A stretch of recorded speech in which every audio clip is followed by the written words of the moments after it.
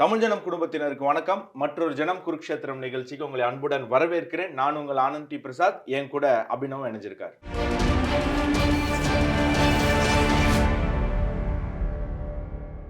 அபினவ், இப்போ Iran Israel போர் போயிட்டு இருக்கு, நமக்கு தெரியும். இல்ல ஈரான் யூஎஸ் அப்படிங்கிறது கூட நம்ம வச்சுக்கலாம், எப்படி வேணா வச்சுக்கலாம்.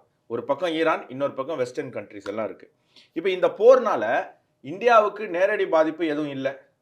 ஒருவேளை ஈரான் இந்தியா பக்கம் திரும்பி ராக்கெட் மிசைல் விட்டா கூட, இல்ல ஈரானுக்கு எப்படி இந்தியாவோட நடந்த பாகிஸ்தான் இந்தியா போருக்கு ஈரான் பாகிஸ்தானுக்கு பல தடவை உதவி பண்ணியிருக்கு. நம்ம ஒருத்தர் இந்தியாக்காரர் ஒருத்தர் ஜாதவ்னு ஒருத்தரை அரெஸ்ட் பண்ணி வச்சிருந்தாங்க, ஒரு ஸ்பைன்னு சொல்லி. அந்த விஷயம்லாம் செஞ்சது ஈரான் தான் அப்படிங்கிற தகவல்லாம் நமக்கு வருது. அப்படி ஈரான் பாகிஸ்தான் கிட்ட சொல்லி இந்தியாவை தாக்க பண்ணாலும் இந்தியா பாதுகாப்பாக இருக்கும். ஏன்னா நம்ம ஆப்ரேஷன் சிந்தூர்லேயே பார்த்தோம், நம்மளோட ஏர் டிஃபென்ஸ் ரொம்ப ஸ்ட்ராங்காக இருக்கு. அதுவும் ஆப்ரேஷன் சிந்தூருக்கு அப்புறம் சுதர்ஷன சக்ரா மூலம் அது இன்னும் ஸ்ட்ராங் பண்ணியிருக்கு இந்த கவர்மெண்ட்டும், டிஃபென்ஸ் மினிஸ்ட்ரி ப்ளஸ் நம்மளுடைய டிஃபென்ஸ் ஃபோர்ஸஸ். ஸோ அதனால் நேரடி அட்டாக்லேருந்து நம்ம தப்பிச்சிருவோம். ஆனால் இந்த சண்டையால் இந்தியாவுக்கு இன்னொரு பிரச்சனை இருக்குது. அது என்ன பிரச்சனை அப்படின்னு சொன்னால், இந்தியாவினுடைய எரிபொருள் தேவை.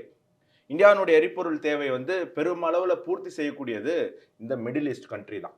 நம்ம பார்த்தோம் ரீசெண்டாக ஸ்ரீலங்காவில் மக்கள் ஆயிரக்கணக்கான பேர் திடீர்னு பெட்ரோல் பங்க்கு போய் அவங்களுடைய வண்டி கிண்டியெல்லாம் ஃபுல் பண்ணி வச்சுருந்தாங்க. ஏன்னா சமூக வலைதளத்தில் இனி ஆயில் கிடைக்காது அப்படின்னு ஒரு பொருளி ஒன்று பரப்பப்பட்டது. அப்போ அதே மாதிரி இந்தியாவிலையும் இப்போது சில செய்திகள் பரப்பப்படுது. இந்தியாவில் ஒரு அன்அரெஸ்ட் ஏற்படுத்துறதுக்கு, இந்த மாதிரி எரிபொருள் இந்தியாவில் கிடைக்காது, இந்தியாவில் குறைஞ்சிக்கிட்டு வருது, இந்தியா 2 நாளைக்கு மேலே தாக்கு பிடிக்காது அப்படின்னு. ஸோ முதல்ல இந்த பிரச்சனைக்கு காரணம் என்ன அப்படிங்கிறத பார்ப்போம். நான் சொன்னேன், மிடில் ஈஸ்ட் தான் இந்தியாவுக்கு ஆயிலை பூர்த்தி செய்யுது. இந்தியாவுக்கு ஒரு நாளைக்கு 58 லட்சம் பேரல் எரிபொருள் தேவைப்படுது. இந்த 58 லட்சம் பேரல் எரிபொருளில் பாதிக்கு மேலே அந்த மிடில் ஈஸ்ட்லேருந்து தான் நமக்கு சப்ளை பண்ணுறாங்க. இப்போ இதுதான் அந்த மிடில் ஈஸ்டினுடைய மேப்பு. இந்த மிடில் ஈஸ்ட் மேப்பை நீங்கள் பார்த்தீங்க அப்படின்னு சொன்னால், இது ஈரான், இங்கே தான் இப்போ பிரச்சனை போயிட்டு இருக்கு. இந்தியா இங்கே இருக்கு.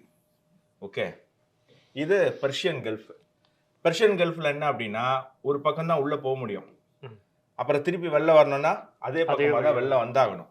ஏன்னா இங்கே நிலப்பரப்பு ஈராக்கு, அதுக்கப்புறம் சிரியா, லெபனன், இஸ்ரேல்னு இப்படி போனால் தான் நீங்கள் இந்த பக்கம் இருக்கிற கடலுக்கு வர முடியும். ஸோ ஒரு பக்கம் மட்டும் போகக்கூடிய ஒரு ஒரு கல்ஃப், ஒரு சி அது. இதில் ஈரான் இங்கே இருக்குன்னு சொன்னேன் இல்லையா? இப்போ ஈரானுடைய அவங்களுடைய கடல் எல்லை அப்படிங்கிறது அந்த கல்ஃப் ஆஃப் பர்ஷியன் கல்ஃபில் பாதியை அவங்க எடுத்துடுறாங்க. ஸோ மீதி தான் குவைத்து, சவுதி, யூஏஇ, கத்தரு, பஹ்ரைன் போன்ற நாடுகள் வச்சிருக்கு. இப்போ இந்த குவைத்து, பஹ்ரைன், சவுதிகிட்ட தான் நம்ம ஆயில் வாங்குறோம். இந்த ஆயில் ஷிப்ஸ் வெளில போனோன்னா எப்படி போகணும்? இந்த பக்கம் ஒரு ஸ்ட்ரெயிட் ஆஃப் ஹார்மோஸ்னு ஒன்று இருக்குது, அதன் மூலமாக தான் வெளியே போக முடியும். இந்த ஸ்ட்ரெயிட் அப்படிங்கிறது ஒன்றும் கிடையாது, 2 நிலப்பரப்புக்கு நடுவில் இருக்கக்கூடிய ஒரு சின்ன பேசேஜ், சி பேசேஜ், கடல் வழி.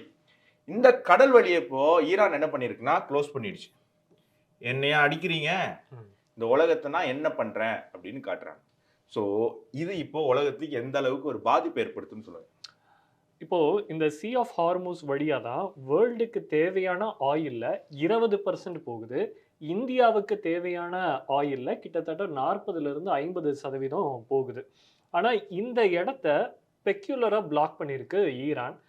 ஈரான் என்ன சொல்லுது அப்படின்னா, இது எங்கள் அதிகார வட்டத்துக்கு உள்பட்டது அப்படின்னு ஒரு விளக்கமும் தராங்க. ஏன் அப்படின்னா, ஒரு கடல் எல்லை, ஒரு நாட்டினுடைய கடல் எல்லை அப்படின்னு எடுத்துக்கிட்டோம்னா அதனுடைய சி ஷோர்ல இருந்து 22 நாட்டிக்கல் மைல்ஸ் வரைக்கும் அது அதற்கு சொந்தமானது. அதுக்கப்புறம் எக்ஸ்க்ளூசிவ் எக்கனாமிக் ஜோன் வரும்.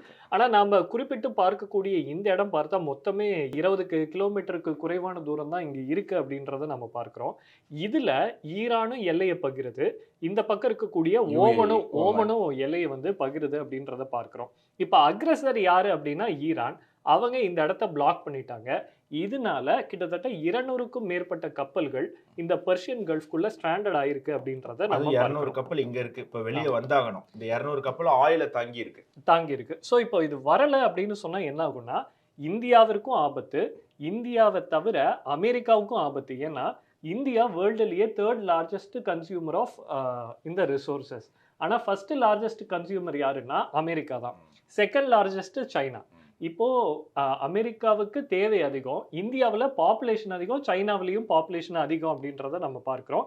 இப்போ இவங்க எல்லாருக்குமே இது வந்து ஆபத்தை ஏற்படுத்தக்கூடிய ஒரு விஷயமா இருக்கு. ஸோ இப்போ என்ன பண்ணியிருக்காங்கன்னா, சவுதி அரேபியா, ஓமன், குவைத் இவங்கெல்லாம் ஒரு ஆல்டர்னேட் ரூட் சொல்றாங்க. என்னன்னா, நாங்க வந்து ரெட் சீக்கு அனுப்புறோம். இந்த கூட்ஸை ரெட் சீக்கு அனுப்புறோம்.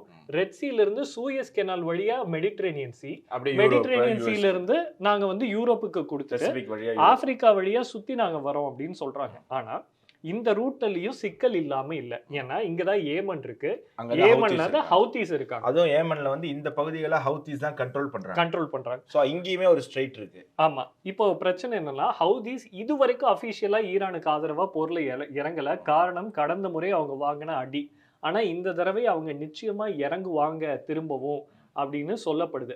இந்த ஸ்பெகுலேஷன் உண்மையாக இருக்கும் பட்சத்துல இந்த வழியாக இவர்கள் செல்வதும் சிக்கலைத்தான் ஏற்படுத்தும் அப்படின்னு சொல்லப்படுது. ரெண்டாவது சிக்கல் இருக்கு. லாஜிஸ்டிக்கல் வைஸ் பார்த்தோம் அப்படின்னா, நீங்க ஆப்பிரிக்காவை சுத்திக்கிட்டு நீங்க வந்து இந்தியாவிற்கும் சவுத் ஈஸ்ட் ஏசியாவிற்கும் சைனாவுக்கும் போனோம் அப்படின்னா அதற்கு பல நாட்கள் எடுக்கும். அதற்குள்ள அவர்கள் வந்து பயங்கரமான சிக்கல்களை சந்திப்பார்கள் அப்படின்னு சொல்லப்படுது. இப்ப இந்த சிக்கலை இந்தியா எப்படி சமாளிக்க போகுது அப்படின்றதா நம்ம முன்னாடி இருக்கக்கூடிய பார்க்கணும். இப்பதான் வந்து ரஷ்யா கிட்ட ஆயில் வாங்காதீங்கன்னு சொன்னாங்க.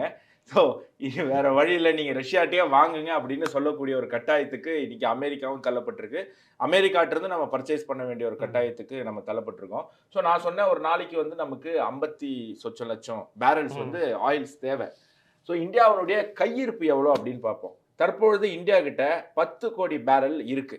10 கோடி பேரல் வர்த்தக எரிபொருள் நம்ம கையிருப்பு வச்சிருக்கோம். அது இல்லாமல் ஸ்ட்ராட்டஜிக் எரிபொருள் கையிருப்பு 4 கோடி பேரல் நம்ம கையில் வச்சிருக்கோம். அதுக்கப்புறம் வந்து சுத்திகரிக்கப்பட்ட எரிபொருள் 25 நாட்களுக்கு தேவையான அளவுக்கு நம்ம கிட்ட இருக்கு.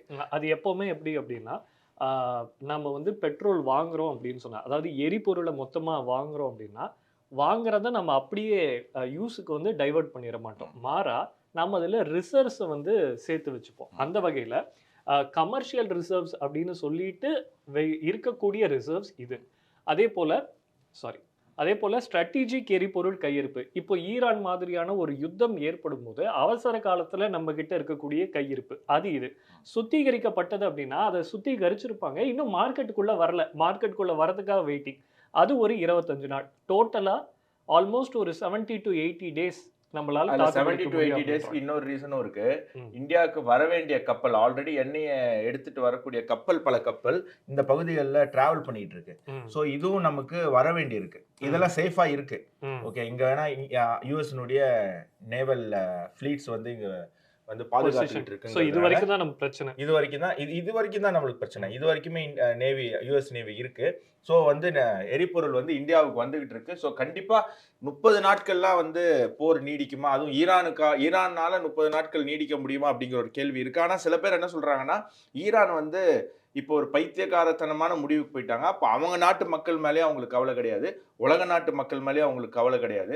பைத்திய மாதிரி ஒரு காட்டு மிராண்டி மாதிரி இருக்கிற ராக்கெட் எல்லாம் அனுப்பிக்கிட்டே இருக்கிறதா சொல்லப்படுது. அதுலேயும் ஈரான் இப்போ என்ன பண்ணியிருக்காங்கன்னா, அவங்க கையில் இருக்கிற ரிப்பேர் ஆன இல்லாட்டி சரியா இல்லாத கொஞ்சம் ஏதாவது ப்ராப்ளம் இருக்கக்கூடிய ட்ரோன்ஸ் எல்லாம் அனுப்பிட்டாங்க. இதை தடுக்கிறதுக்கு மிடில் ஈஸ்ட்ல இருக்கக்கூடிய யுஎஸ் டிஃபென்ஸ்லோடைய நிறைய மிசைல்ஸை வந்து அவங்க வந்து யூஸ் பண்ணிக்கிட்டாங்க. ஸோ இனிமே தான் ஈரான் கிட்ட அவங்களோட எரிபொருள் நிரப்பப்பட்ட முக்கியமான ஆபத்தான ட்ரோன்ஸும், சூசைட் ட்ரோன்ஸும் மற்ற மிசைல்ஸ் எல்லாம் வச்சிருக்காங்க. ஸோ அது வரும்போது குவைத் என்ன ஆக போகுது, இல்லாட்டி சவுதி என்ன ஆக போகுது, மிடில் ஈஸ்ட் என்ன ஆக போகுது அப்படிங்கிற ஒரு கொஸ்டினும் எழும்புது. இல்லை, இதில் இன்னொரு கவனிக்க வேண்டியது என்னன்னா, நீங்கள் இப்போ சொன்னதை வச்சு நான் சொல்கிறேன், இன்னொரு மேட்டரும் நடந்திருக்கு. அதை பார்க்கும்போது ஒரு விஷயம் புரியுது. என்னன்னா, ஈரான் இந்த போரை திட்டமிட்டு எக்ஸ்டெண்ட் பண்ண ட்ரை பண்ணுதோ அப்படின்ற ஒரு கேள்வி எழுந்திருக்கு. எப்படி ரஷ்யா உக்ரைன் வார் ஒரு முடிவில்லாமல் எக்ஸ்டெண்ட் ஆகிட்டு இருக்கோ, அப்போ இந்த போரை முடிச்சுட்டா போதும்னு யூரோப் திணறதோ, அந்த வகையில் உலகத்தையே திணற வைக்கணும்னு ஈரான் முடிவு பண்ணிடுச்சோன்ற ஒரு கேள்வி எழுது. ஏன்னா சைனாவினுடைய மிகப்பெரிய நிறுவனமாக இருக்கிறது காஸ்கோ ஷிப்பிங் லிமிடெட். அது வந்து ஸ்டேட் ஓன்டு, அதாவது சைனீஸ் கம்யூனிஸ்ட் பார்ட்டி ஓன் பண்ணக்கூடிய நிறுவனம். அந்த நிறுவனம் இந்த ஷிப்பிங் கம்பெனிஸில் மிக முக்கியமானது. அவர்கள் வந்து வேர்ல்டு வைட் இந்த மாதிரி ஆர்டரை எடுத்து, அதாவது கல்ஃப்ல இருந்து ஆர்டரை எடுத்து ஆயிலை வந்து உலகம் முழுக்க சப்ளை பண்ணக்கூடிய நிறுவனம். இன்னைக்கு அவங்க ஒரு அனௌன்ஸ்மெண்ட் பண்ணியிருக்காங்க. என்ன அப்படின்னா, நாங்க புது ஆர்டர் எதையுமே எடுக்க மாட்டோம் அப்படின்னு. அதாவது ஏற்கனவே 200 கப்பல் உள்ள மாட்டியிருக்கு.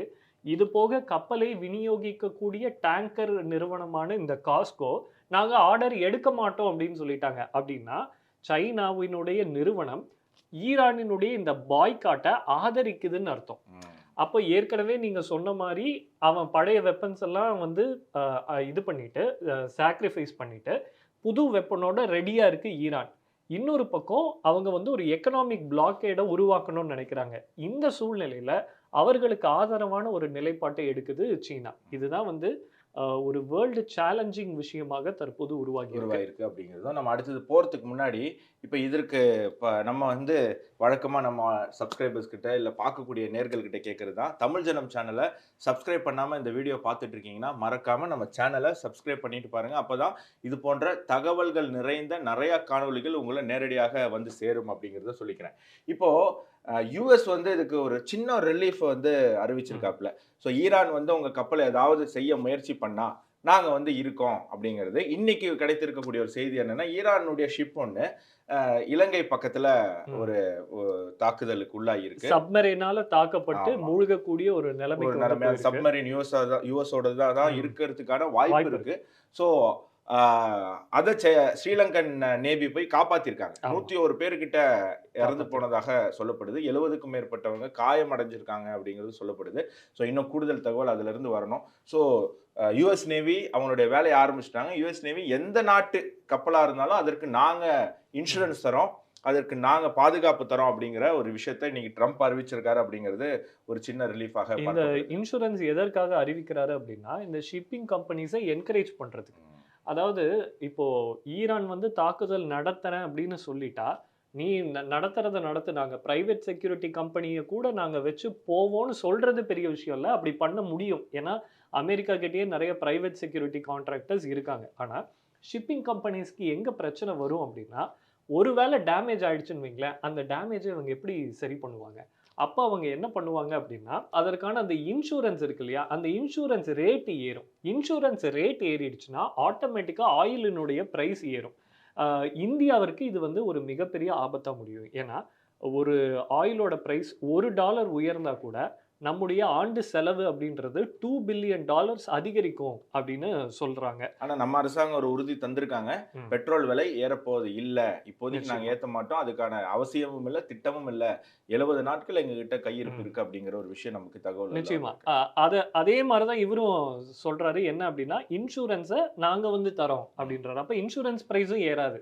அப்போ ஆயிலினுடைய பிரைஸ் ஏறுவதற்கு நாங்க விடமாட்டோம் அப்படின்றதுதான் இந்த விஷயத்தின் மூலமா இந்தியாவுடைய நேவல் ஃபீட்ஸுமே அந்த மிடில் ஈஸ்ட் பக்கத்துல ரொம்ப ஸ்ட்ராங்காகவே இருக்கு. நமக்கு நிறைய எக்ஸ்பீரியன்ஸ் இருக்கு. ஏன்னா நம்ம சோமாலியா போன்ற இருக்கக்கூடிய நிறைய விஷயங்களை ஆல்ரெடி கையாண்டு இருக்கோம். ஸோ இது ஒரு பெரிய மேட்டரா இருக்காது அப்படின்னு நமக்கு தோணுது. இப்போ இதுல என்ன அப்படின்னா, 1 கோடிக்கு மேற்பட்ட இந்தியர்கள் மிடில் ஈஸ்ட்ல வசிச்சுட்டு வராங்க. ஒருவேளை இந்த போர் 10 நாளைக்குள்ள ஈரானை அமெரிக்கா முடிச்சுட்டா, அதாவது ஈரான் ரெஜிம் இஸ்லாமிய ஆட்சியை முடிச்சுட்டா யூஎஸ் தப்பிச்சுது. 10 நாளைக்கு மேல போர் நீடிச்சுது அப்படின்னு சொன்னா யூஎஸ்னுடைய டப்பா டான்ஸ் ஆடிடும் அப்படின்னு தான் சொல்றாங்க எல்லா நிபுணர்களும். ஏன்னா என்னதான் நீ பணக்கார நாடா இருந்தாலும் நீ தயாரிக்கணும்.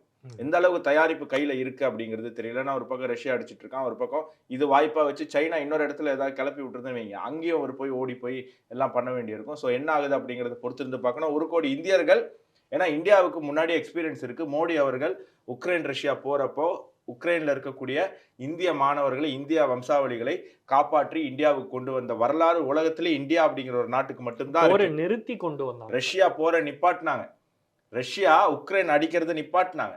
சரி, இந்தியர்களை மோடி காப்பாத்திட்டு போட்டோம் அப்படின்னு சொல்லி. ஸோ நமக்கு அந்த வரலாறு உண்டு. நமக்கு அந்த ஏன் யுஎஸ்ஏ இதற்கு முன்னாடி வார் நடக்கும்போது அவங்களுடைய சிட்டிசனை காப்பாற்ற முடியாதுன்னு கைவிரித்த போது இந்தியாவுடைய ஃப்ளைட் ஏர்ஃபோர்ஸ் போய், இந்தியாவுடைய நேவல் போய், நம்மளுடைய முன்னாள் இராணுவ துணை அமைச்சர் VK சிங் அவர்கள்லாம் போய் இதே மிடில் ஈஸ்ட்ல இருந்து எக்கச்சக்கமான பேரை கூட்டிட்டு வந்திருக்கிற விஷயம் நமக்கு தெரியாது. நிறைய சினிமாக்களும் வந்திருக்கு.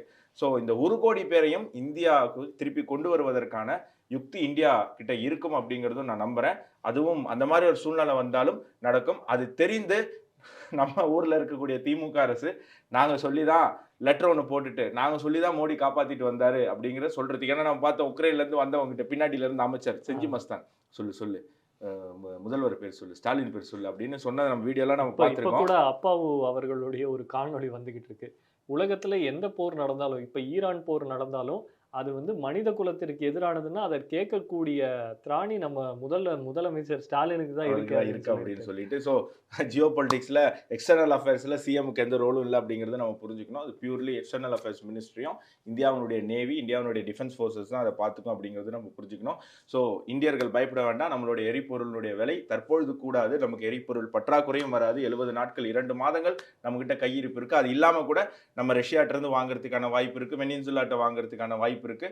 இன்னும் நிறைய south american countries, western african கண்ட்ரீஸ்லாம் ஆயில் வந்து கொடுக்குறாங்க. இந்தியா கிட்டே செல்ஃப் ரிசர்வும் இப்போ கண்டுபிடிக்கப்பட்டிருக்கு. பிளஸ் நம்ம யூஸ் பண்ற ஆயிலையும் நம்ம எத்தனால் மிக்ஸ் பண்ணி தான் நம்ம இது பண்றோம். அதுவும் நமக்கு ஒரு சோ நம்ம நிறைய முன்னேறிட்டு இருக்கோம். பயப்படாதீங்க, டென்ஸ் ஆகாதீங்க. என்ன போர் வந்தாலும் இந்தியா இன்னைக்கு இருக்கக்கூடிய இந்தியா நிலைத்து நிற்கும் அப்படிங்கிற உண்மையை நம்ம புரிஞ்சுப்போம். ஸோ இன்னொரு நிகழ்ச்சியில் சந்திப்போம் மக்களே. சப்ஸ்கிரைப் பண்ணாமல் பார்த்துட்டு இருக்கீங்கன்னா மறக்காம நம்ம சேனலை சப்ஸ்கிரைப் பண்ணிட்டு தொடர்ந்து பாருங்க. நன்றி, வணக்கம், ஜெய்ஹிந்த்.